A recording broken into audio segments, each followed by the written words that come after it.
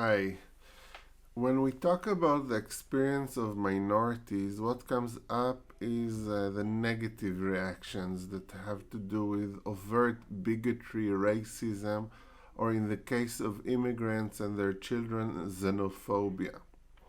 Xeno in Greek means strange, other, or foreign. Phobia is, of course, fear or rejection. Xenophobia is then the fear and hatred of strangers, especially foreigners, people from another country or another continent. Despite the suffix phobia, xenophobia is not only a fear, but a fear that leads to hate.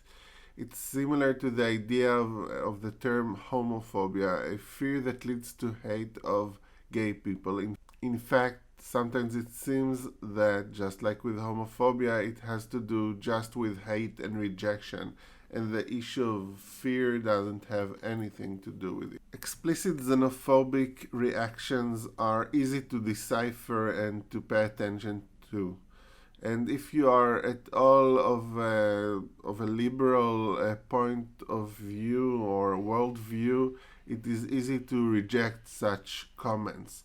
Thus, if an American politician says that all Mexicans are thieves and murderers, it's easy to see that this is a racist and xenophobic reaction. Some xenophobia is less overt. For instance, when people complain that Ethiopian food smells bad, it's difficult to tell, are they projecting their xenophobic ideas about Africans on the food, or maybe they're just not used to it and they're not xenophobic, they just don't like it. But reactions to minorities and immigrants are not always xenophobic, or at least not always just xenophobic. Of course, sometimes there's no negative reaction or no special reaction, but sometimes people have a strong fascination with people who are different from them, people from foreign places, people who are different, and they are fascinated with them because of this difference. Not despite of the fact of difference, but exactly because of this difference. So ask yourself for a moment, maybe pause the video, is there something wrong with being drawn to someone just because they are different from you, right? Hating someone just because they are different, I think we can all agree that it's not justified and you should avoid it. But being attracted and paying close attention to someone just because they are different, is that a good thing? Think about it. My answer, on the basic level, no, there's nothing wrong with being drawn to someone because they are different for you. There shouldn't be something wrong with that. I think curiosity about difference is natural. It's good that people are open to new things, to meeting new people, expanding their mind by engaging with difference. That's one reason people like to travel or learn a new language and culture. Still, fascination with an other because they are different can be overdone. Sometimes this fascination is part of a culture of exclusion and exploitation. This is one of Edward Said's points when he talks about Orientalism, or certain versions of Orientalism. In these cases, where the fascination is overdone and that's the only thing you have in your relationship to the other, all you see when you meet somebody from a different culture or country is their otherness. In this, you are not so different from a narrow-minded xenophobe. If the only thing you can see is difference, it doesn't matter always if the reaction is I love this difference or I hate this difference. You're not seeing a complete person. In such a case, the fascination can become almost as oppressive as a negative stereotype. The point is that when all that is seen is the distance or the strangeness or the foreignness, it becomes a form of objectification. not treating a person as a person, but only as a symbol or an object, something to appreciate from outside, someone who is there for you for your entertainment or pleasure, someone who might be exploited without too much guilt because don't interest you as fully human, like member of your own culture that you see as a fully human person. We can call this approach, this way of seeing others, exoticism. This is fascination with the other solely for their otherness. The word exotic means, according to the Merriam-Webster Online Dictionary, something that's introduced from another country, not native to the place where found, like in the example of an exotic plant or an exotic fish. Or number two, strikingly, excitingly, and mysteriously different or unusual, like exotic flavors. The type of exoticism I'm discussing has to do with both of these definitions coming from outside your country, but also fascinating because of this strangeness, but especially with this new one, the fact that it's exciting and mysterious. Such exoticism has been a feature of how Western cultures approach other cultures for centuries now, at the same time as exploiting other cultures and pronouncing them inferior, less so than the European culture, the Western culture. Some people in the West also see other cultures as exciting, mysterious, fascinating, but mostly because of their foreignness.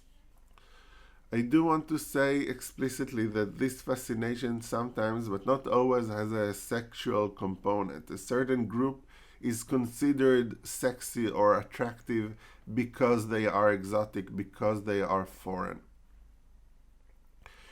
There are many instances of exoticism in culture and art, as well as literature. One important, often referenced example is Paul Gauguin's paintings from Tahiti.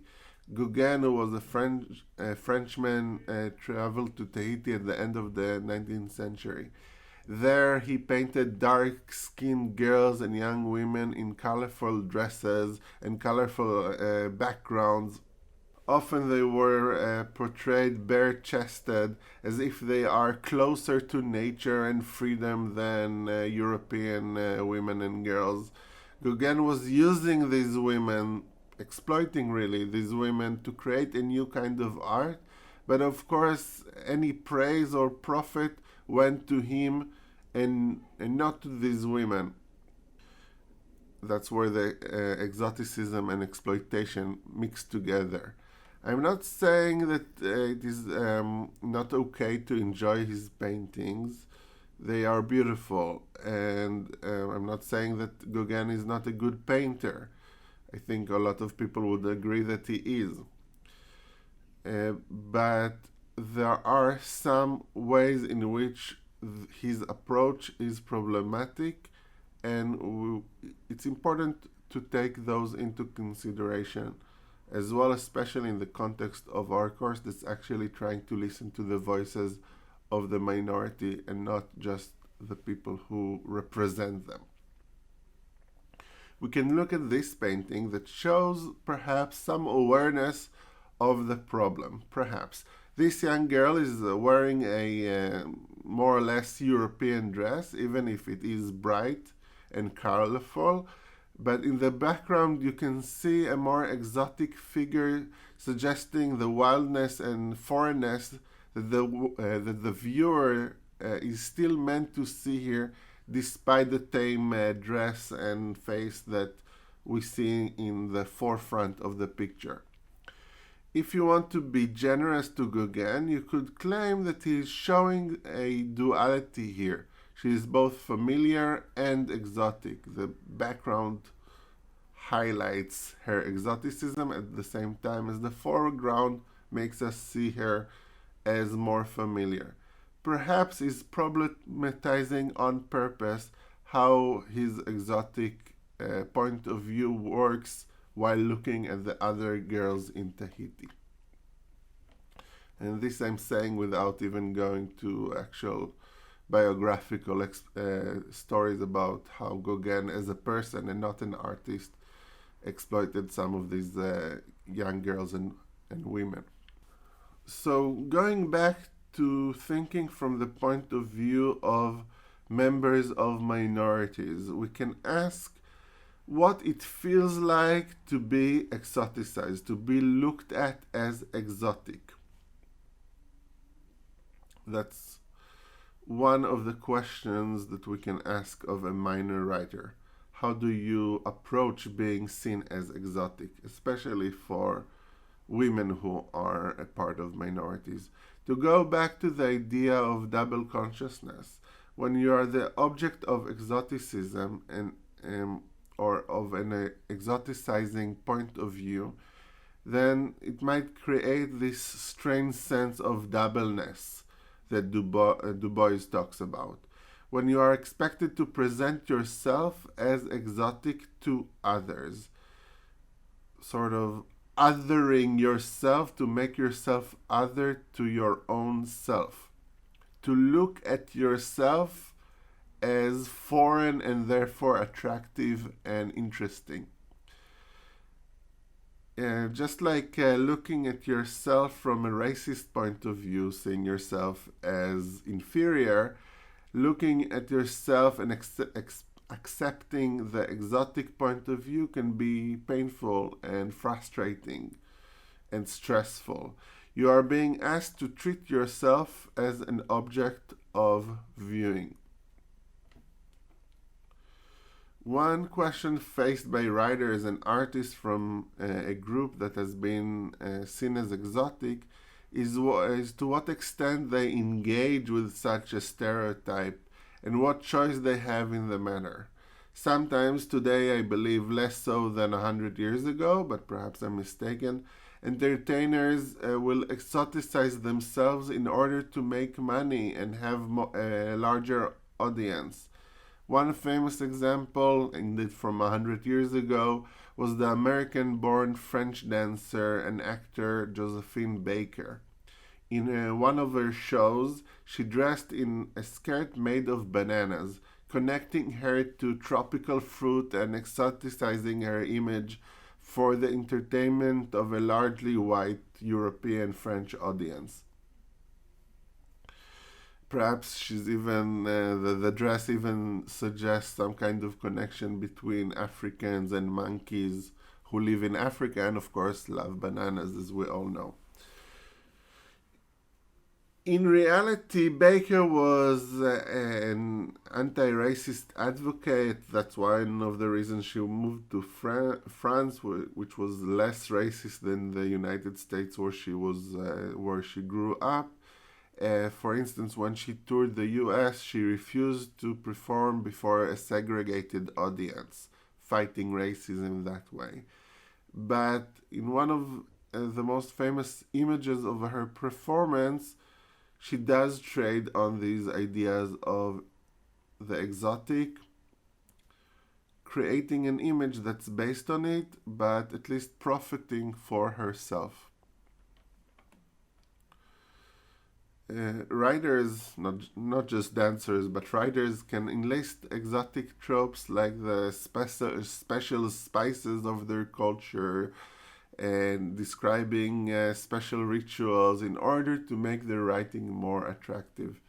You sometimes see things like that in best-selling novels that have titles like the Spice Merchant's Daughter, sort of selling these exotics. Sometimes they enlist exotic images in order to criticize and subvert them, to tell us what it might feel like to live in a world that sees you as exotic. I'll give an example of that when we read the Daraj story. The final takeaway from this video in the context of minor literature is that it is worth keeping the existence of the exotic point of view in mind when we read a text by minor or minority writers.